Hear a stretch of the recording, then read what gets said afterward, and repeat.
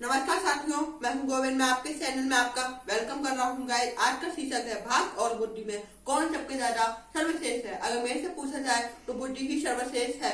कोई भी पशु हो, पक्षी हो, मानव हो, सबके पास अपना अपना भाग और बुद्धि होती है। पशु पक्षी भी अपने भाग के अनुसार ही खान पान और रहने का जगह ग्रहण करते हैं, अपने भाग के अनुसार खाते हैं और पीते हैं। बुद्धि भी उनके पास होती है। अगर आपको मैं एग्जाम्पल में डॉग ही आपसे कहोगे कम कम से आप प्यार से बुलाओगे वो आ जाएगा, और आप डंडा या वो दिखाओगे तो वो भाग जाएगा। उनकी बात की बुद्धि है। पर इन दोनों में से सबसे ज्यादा सर्वश्रेष्ठ कौन है? तो मेरे अनुसार बुद्धि ही सर्वश्रेष्ठ है।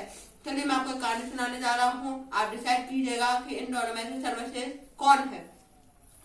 लॉन्ग लॉन्ग लॉन्ग एगो, बहुत पहले समय की कहानी है। भाग और बुद्धि में बहस हो रही थी। भाग बोला, मैं तुमसे ज्यादा सर्वश्रेष्ठ हूँ क्योंकि मैं किसी को भी रंग से राजा से रंग बना सकती हूँ। तो बुद्धि बोली, हाँ तुम सही कह रहे हो, मैं तुम्हारी काबिलियत में कोई संदेह नहीं है, तुम कर सकते हो, लेकिन मेरे अलावा मैं भी सर्वश्रेष्ठ हूँ क्योंकि मैं तुम जिनसे राजा बनाओगे उसका जो उसके पास पैसे होंगे उसका सही से रख रखाव और बाकी खर्चे मेरी बुद्धि के अनुसार मेरे अनुसार होंगे। ऐसे उनमें बहस चल रही थी।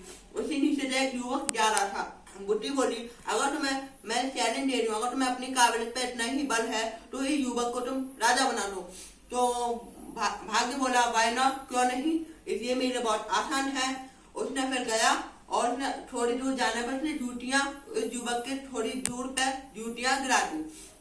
ठीक है, युवक जा रहा था, उसने जूतियां उठाई और आगे चल दिया। उसने जूतियों को व्यापारी को बेच दिया। उसके बदले में उसने एक चने की बोरी ले ली। उसे उसका मूल्य मालूम नहीं था और वो क्या कहते युवक था वो 4-5 दिन से भूखा था, इसलिए इसे व्यापारी ने वो जूतियां राजा को दी और राजा खुश हुआ। उसने सोचा कि उसने पूछा कि आपके पास इतनी जूतियां कहाँ से आई। उसने व्यापारी बोला कि ये महाराज, ये एक राजकुमार की जूतियां हैं जो राजकुमार आया था, उसने मेरे को इनाम में दी, वो मैं आपको इनाम में दे रहा हूँ, मैं क्या करूँगा। उसने ऐसे करके उसे राजा को दी। राजा ने सोचा ये राजकुमार इतना अमीर है, इतनी महंगी जूतियां पहन रहा है सोने हीरे की, तो समझो कि वो कितना अमीर होगा, उससे उसका व्यवहार करना ठीक होगा। व्यापारी ने उस जूतियों को राजा के बाद क्यों दिया?